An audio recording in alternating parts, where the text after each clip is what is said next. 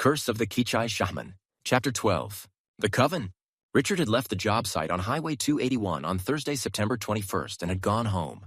Ethan, having nowhere to go, came over to his house. They put Ethan's car in Richard's garage, then immediately packed up some things for Richard. He put some clothes in a suitcase and cleaned out his safe. He took over $6,000 cash and his Taurus G3X 9mm Luger pistol. He threw 2 boxes of 9mm handgun ammo in a bag and left a few empty boxes behind. One of the boxes was half full, so he had about 75 rounds of ammo with him. Ethan had been at his job at Tractor Supply, and all he had was the clothes on his back and his 9mm Glock that he kept in his car with 45 cartridges of 9mm in 3 clips. They got in Richard's Subaru and headed out of Norman and up Interstate 35 North and then onto Interstate 40 West. When they got into the panhandle of Texas, they stopped at a Walmart and Richard bought Ethan a change of clothes. They got food, drinks, ice, and a cooler. Richard paid in cash. While they were in the parking lot, Richard called his Aunt Diane. He said some words in Latin, and she responded in Latin. It was a code to confirm their identities to each other. He told her he was in trouble and needed to hide out. She agreed to let him come over. They filled up with gas and began driving on Interstate 40. Richard drove for 14 hours, while Ethan rested, only stopping for gas and paid in cash. Then Ethan drove 9 hours while Richard rested. When they had to take Interstate 15 south in California, Richard took over driving as he knew the way. They turned onto California Highway 58, then took Interstate 5, and then Interstate 580 west, and finally U.S. Highway 101. Then they went up some winding roads through Marin County to 113 Laurel Lane in the Spring Street Valley neighborhood in Sausalito, California. It was late afternoon. They had been driving for over 24 hours. It was a big house on a wooded lot in the hills of Sausalito. They went to the door and knocked, and Richard's Aunt Diane Hayward Smithland came out and hugged Richard in a warm embrace. She then went and opened the garage door and had Richard pull his car inside to hide it. They went inside the house, and Richard's aunt had plates of charcuterie waiting in the refrigerator and 2 bedrooms ready so they could rest. Richard's aunt was an odd bird. She had a tattoo that covered most of her body. It covered her upper torso like a vest connected to her lower body like a pair of shorts. It was done in the Japanese style of a partial bodysuit, but had the same theme as Richard's tattoos, which were Egyptian and Assyrian gods and temples with magic symbols. Her house was full of the same style paintings as Richard's, which matched their tattoos. The only difference in their tattoos was that Richard had a full bodysuit with long sleeves and long legs themed with the same ancient Egyptian and Assyrian gods. They belonged to a coven with over 100 members that are scattered across the United States and internationally called the Order of Nergal. Nergal was not Richard's original name. He had legally changed it. It used to be Smithland. The Smithland family owned a huge meatpacking company worth billions of dollars. Richard's grandfather was on the board of directors as a 4th-generation family member. His grandfather had a falling out with his father, who was on drugs in the 1960s. Richard inherited a substantial trust fund from his grandfather and does not need to work. He is an archaeologist because he likes digging up skeletons. The 3 of them sat at a table in the dining room and had a discussion. Richard and Ethan would lay low for a week. Richard and Ethan lounged around for 5 days until Richard became impatient. Wednesday, September 27th. Richard went to Diane. Richard told his Aunt Diane, "There is a man from Texas that I must kill. This man, I believe, is responsible for Jeff getting killed and the loss of our safe house in Slaughterville. We had 3 women out of the 6 we needed to do the Renati Nergal. Now we must start all over. This man must die." Ethan then said, "I want to be the one to spill his blood. I volunteer myself for this task." Richard said, "All I know is he is from Texas, but I do not know where." Diane then said, "I will locate him. I will perform the locus alica and narrow it down. Then we can send in Venator Aquilex. What is the man's name?" Richard replied, "David Madur." Diane then told them, "We will rest tonight. Tomorrow I will prepare. The next night we will perform the locator spell locus alica and get an idea of where he is. Then we will contact Venator and pay for his services.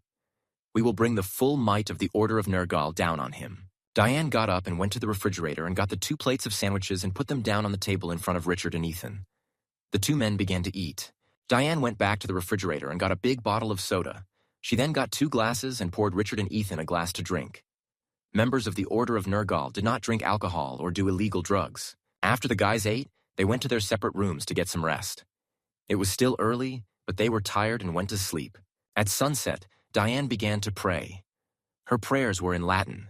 She was a high priestess in the Order of Nergal, and she prayed 4 times a day. She prayed when the sun rose, then at noon, then when the sun set, and at midnight. She was a religious fanatic and never missed a prayer. After her sunset prayer, she began to work her magic for the Locus Alica. This was the locator spell that she intended to use to find David. Diane went into a special room in her house. There were no windows in this room. The door entered on the right side of the room. To the left, on the wall the door was on, was a large painting of Nergal. On the walls to the right and left were open shelves with a myriad of magic supplies and tools on them. In the center of the far wall was a large vanity desk with a mirror. There was a chalk circle with a magic symbol on the floor. Diane went and stood inside this circle and began a short Latin incantation. She then went over to the shelf on the right and got an ornately carved wooden bowl and placed it on the vanity desk. She then went to the corner of the room and picked up a 5-gallon glass jug of water. This water had been placed in the moonlight on the full moon last month. She poured moon water into the carved wooden bowl.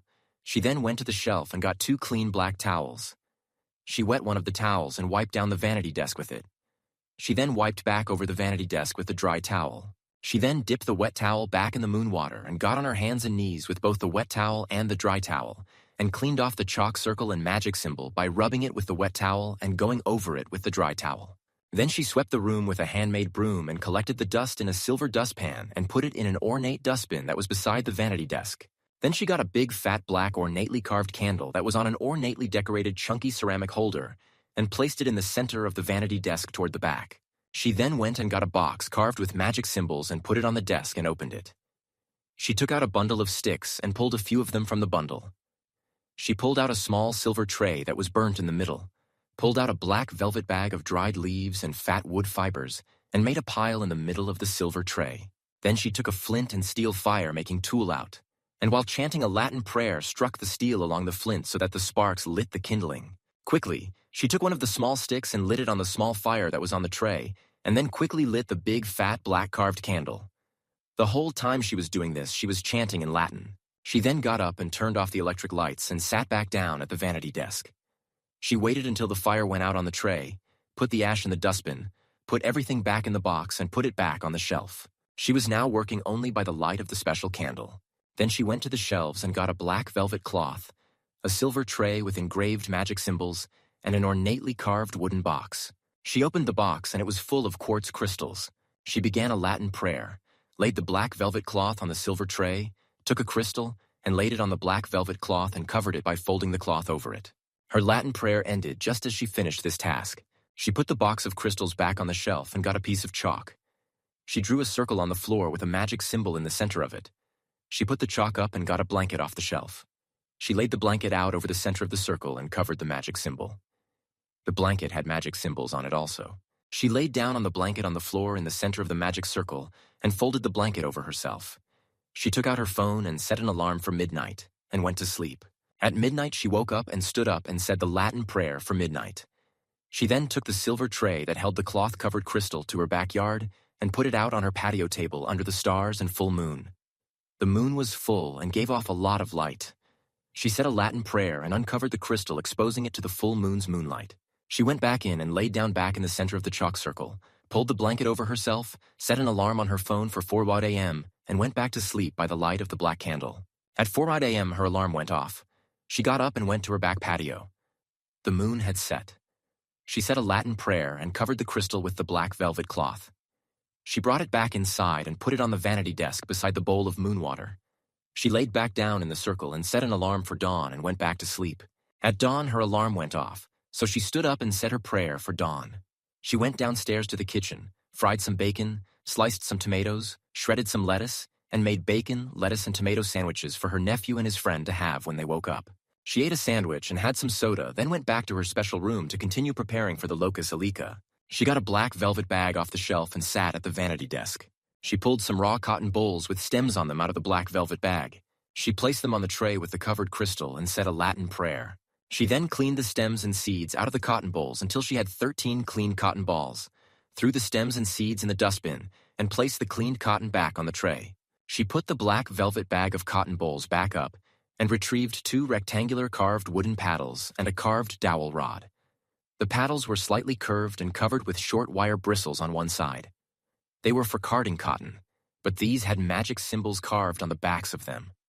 The dowel rod had carved magic symbols also. She sat in her chair and grabbed the 13 cotton balls.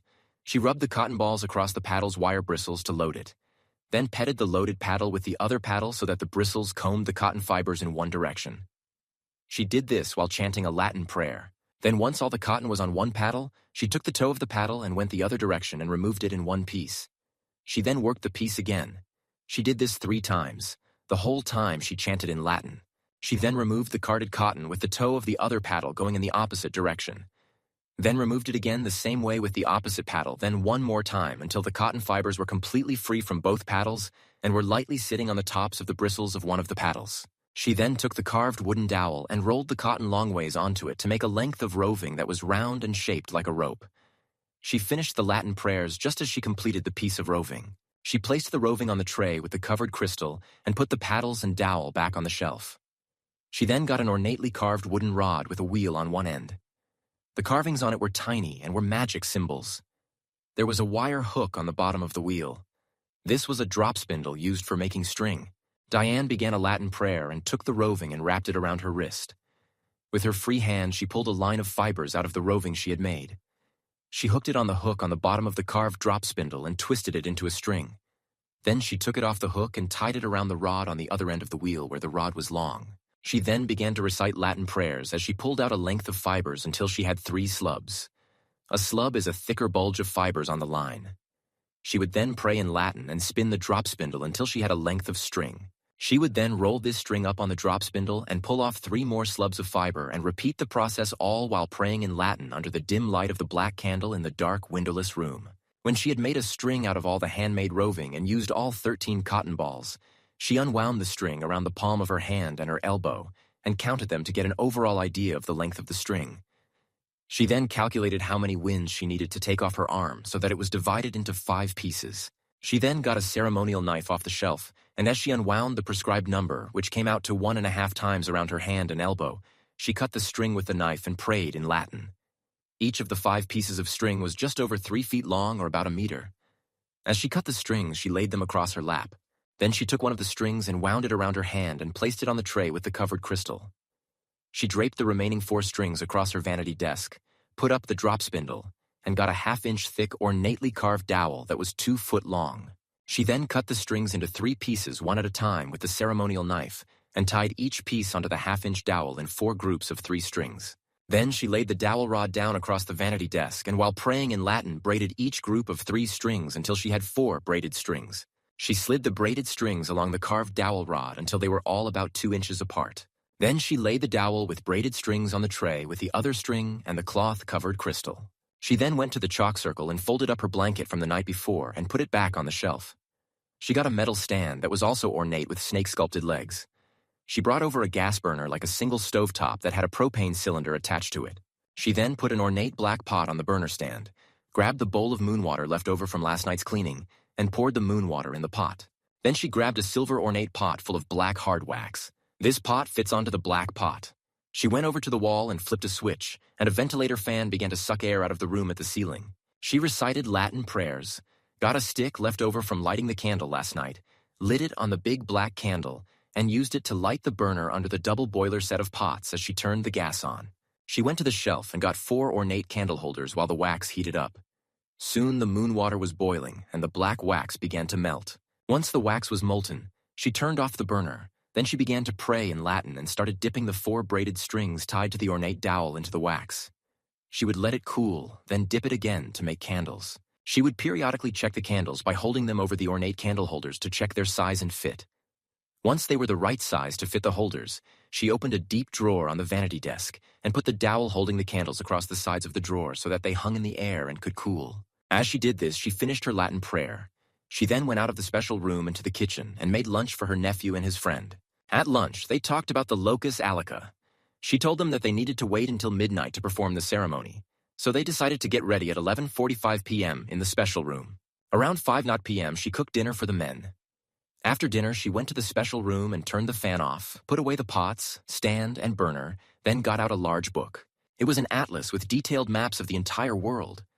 She placed the atlas in the center of the circle, went and got a black ribbon, opened the book to the map of Texas, marked the page with the ribbon, then opened the book to the map of the United States. She took the candles she had made and cut them from the dowel with the ceremonial knife. She then took a compass off the shelf and laid it on the open book with the map of the United States. Turned the book so that the map matched due north. Then put a candle holder at the north, south, east, and west in that order while praying in Latin. She then continued the prayer and put a black candle in each holder in the same order. She then moved the big black candle down on the floor beside the circle on the east side and placed the tray with the covered moon-charged crystal on the west side inside the circle. Everything was ready for the Locus Alica. She left the special room and went to her den and looked at her own book of shadows, studying the Latin prayers for the Locus Alica. She often studied her Latin prayers to Nergal. As a high priestess in the Order of Nergal, she was the one who wrote them. About 11 p.m., Diane gathered Richard and Ethan in her den, and they took time to go over the Latin prayers they would use that night in the Locus Alica ceremony. At 11:45 p.m., Diane, Richard, and Ethan went into the special room. The room was lit by the big black candle, and they did not turn on any other lights. The candle had burned down, but still had hours of life left in it. They went over the Latin prayers that they would use one more time. Diane got a stick that was left out on the vanity desk from the fire-kindling ceremony. The big black candle was to the east side of the circle. The atlas was in the center of the circle directly over the magic symbol drawn in chalk. The tray with the covered moon-charged crystal was to the west inside the circle. Diane got on her knees on the northwest side inside the circle. Richard was inside the circle on the southwest side on his knees. Ethan was inside the circle on the southeast side on his knees also. At midnight, Diane said her midnight prayer in Latin. Diane then said, Incipiamus, which is Latin for let's begin. Richard and Ethan began to say, In potestate Nergal querimus David Madur, together in a slow, deliberate voice repeatedly. This means, with the power of Nergal, we seek David Madur. While Richard and Ethan chanted the same Latin phrase, Diane began to say a different prayer. She stood up and went to the big black candle and lit the stick. She continued her prayer as she went around and lit the north candle, then lit the south candle, then lit the east candle, and last the west candle. Then she got back on her knees beside the west candle in the northwest corner of the circle. Richard and Ethan continued chanting while she got the piece of string off the tray to the west. She tied a small loop at both ends of the string and made both ends into a lasso by putting the body of the string through the loop on both ends. Then she continued with the special prayer while Richard and Ethan chanted the single prayer. She uncovered the moon-charged crystal and put each lasso on each end of the string around the crystal so that when she pinched the middle of the string in her fingers and let the string and crystal hang down, the point on the crystal was directed straight down. Holding the string pinched in her thumb and forefinger, she held the crystal above the map as it swayed in haphazard directions. Richard grabbed her wrist on the arm that was holding the crystal, and Ethan grabbed Richard's wrist that was holding Diane's wrist. Diane stopped chanting unique Latin prayers and started chanting the same prayer as Richard and Ethan. At first, the crystal swung wildly, but then it settled over Texas. Diane raised her arm so that the crystal was far above the page. Richard's arm and Ethan's arm went up as well. Diane told Richard to turn to the marked page. With his left hand, Richard flipped the pages of the book to the page marked by the black ribbon. It was the map of Texas. Diane lowered her arm, and everybody's arm went with hers. The crystal was now swinging wildly over the map of Texas as they all continued chanting the same Latin phrase that asked Nergal to locate David Madur. As the crystal's circular swinging motion lessened, it began swinging over Austin, Texas. Then the swinging motion became a straight line. It swung from Austin to a small town on the map to the east. It swung like this for 3 minutes and never settled in one spot. Diane dropped the crystal and string, and they stopped chanting. She did not understand why she could not get a definite location. She looked closely at the map to see where the crystal was swinging to the east to, and it was a small town called Navasota. Diane thought that the spell had failed. In the past, the crystal stopped swinging over a definite location. The mood was somber in the room. The two men left the special room, and Diane turned the lights on and put out all the candles. She then cleaned up all the stuff used in the spell and put everything up on the shelves. When she was done cleaning up, she went to her den where Richard and Ethan were sitting. Diane told them that in the morning she would call Venator Aquilex on her burner phone and see if he was available to help them. In the morning around 9 a.m., Diane got her burner phone and called a number from her memory. She was calling Venator, who lived in Montana. He answered the phone and they spoke in Latin and said a few phrases to each other. It was a code so that they could be sure of the identity of the other person. Once they were satisfied that they were indeed talking to each other, they started talking in earnest. Diane told him they needed to find a man named David Madur. She told him everything that happened with the Carrico brothers and the loss of the 3 hostages. Venator wrote David's name down in a little notepad that he carried. He wrote it in a secret coded alphabet that was in fact 3 alphabets that switched to the next alphabet with every letter. The first letter was in the first alphabet. The second letter was in the second alphabet. The third letter was in the third alphabet, and the fourth letter was in the first alphabet, and so on. All his notes were in this code. Diane told him that they performed the locus alica and that he was in Texas, but that the crystal swung between Austin and Navasota, and they could not get a precise location. Venator said that that could happen if he was traveling between the locations. He said he could locate him, but that it would cost $20,000. Dane assured him that she could wire the money to him, and that it should clear his bank in 3 days at the most. Venator said that that would be fine, and they both ended their phone call. Diane told Richard that they could hire Venator to find David Madure and that she would pay half if he paid half, so that they would each need to wire him $10,000. Richard agreed and used Diane's burner phone to call his accountant Ryan Dodson. He authenticated his identity with a few secret Latin phrases that only he and his accountant knew. He told him to wire $10,000 to the account number that Diane had given him. Diane then took the phone. They had the same accountant who was a member of the Order of Nergal, and went through the same process, except her Latin phrases were different than Richard's.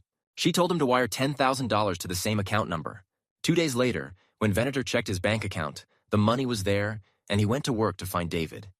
Venator Aquilex was really a man named Mike Eichhorst. He had legally changed his name. For 18 years, he worked as an FBI agent, but was forced to retire early when it was discovered he was in a secret cult. He had secretly been a founding member of the Order of Nergal. Once he was outed, he changed his name and left Los Angeles, where he was stationed in the FBI, and moved to a secluded ranch home in Montana. He was now a high-end private detective who could find any person with the connections he developed from 18 years with the FBI. He immediately got on the computer, and in researching David Madure, had found his Facebook page and his YouTube channel, and confirmed that David was from Austin, Texas. He then got out a ledger written in the secret 3-alphabet code. In the ledger were all the names and addresses of the members of the Order of Nergal. He crossed out the name of Jeff Carrico and the address on 309 Duffy Road in Slaughterville, Oklahoma. He then crossed out the address 103 East Acres Street in Norman, Oklahoma, which was Richard's address. Then he located the name of a woman named Marjorie Loverich, who was a longtime member of the Order of Nergal. She was in Georgetown, Texas, near Austin. He called her burner phone on his burner phone and authenticated his identity with some secret Latin phrases and told her he would pay her $300 a night to stay at her house for a week. Maybe less, maybe more. Marjorie agreed to the deal. She was divorced from her husband for the last 10 years and lived in a big house alone. Her husband divorced her when he caught her doing magic spells. He never realized she was part of something bigger. He thought she was just crazy on her own. Marjorie had over $250,000 in her personal account, but she also had over $2 million in a secret offshore account in the Cayman Islands, which she got in her divorce settlement as her husband was a rich businessman. She did not need Venator's money, but agreed because she was lonely. She looked forward to Venator's visit. She immediately started preparing a room for him in her big house. Venator then packed some clothing and food and got in his black Toyota 4Runner and began the long drive to Georgetown, Texas. He was on the hunt for David Madure.